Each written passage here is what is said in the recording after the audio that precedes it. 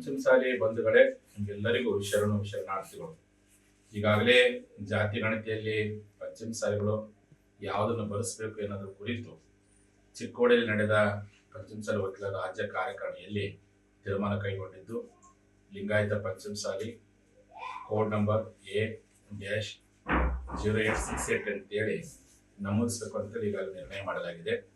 ಈ ಕುರಿತು ಜಾಗೃತಿ ಮೂಡಿಸೋಕ್ಕೋಸ್ಕರ ನಮ್ಮ ಲಿಂಗಾಯತ ಪಂಚಮಸಾಲಿ ಬಾಂಧವರ ಒಂದು ರಾಜ್ಯ ಮಟ್ಟದ ಜಾಗೃತಿ ಸಭೆಯನ್ನ ನಾಳೆ ದಿವಸ ಅಂದ್ರೆ ಸೆಪ್ಟೆಂಬರ್ 17ನೇ ತಾರೀಕು ಬುಧವಾರ ಸಂಜೆ 4 ಗಂಟೆಗೆ ಹುಬ್ಬಳ್ಳಿಯ ಆರ್.ಎನ್. ಶೆಟ್ಟಿ ಕಲ್ಯಾಣ ಮಂಟಪದಲ್ಲಿ ಕರೆಯಲಾಗಿದೆ.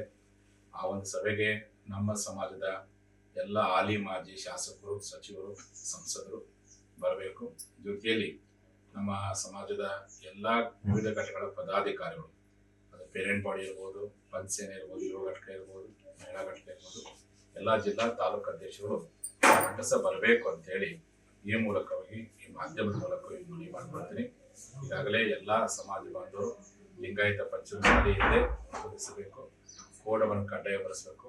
ಬರೆಸುವಂತ ಸಂದರ್ಭದಲ್ಲಿ ಅವ್ರು ಏನಾದ್ರು ಪೆನ್ಸಿಲಲ್ಲಿ ಬರೆದಿದ್ರೆ ಅದನ್ನ ನೀವು ತಡೆ ಹಿಡಿದು ಪೆನ್ನಲ್ಲೇ ಬರೆಯುವ ಹಾಗೆ ಅದನ್ನು ಕನ್ಫರ್ಮ್ ಮಾಡ್ಕೊಂಡೇ ನಿಮ್ಮ ಜಾತಿ ಗಣತಿಯ ನಮೂದನೆಯನ್ನ ಮುಕ್ತಾಯ ಮಾಡಬೇಕು. ಅಲ್ಲಿವರೆಗೂ ಮುಕ್ತಾಯ ಮಾಡಬಾರ್ದು.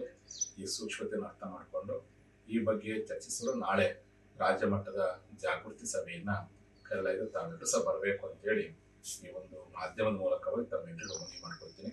ಶರಣಾರ್ಥಿ.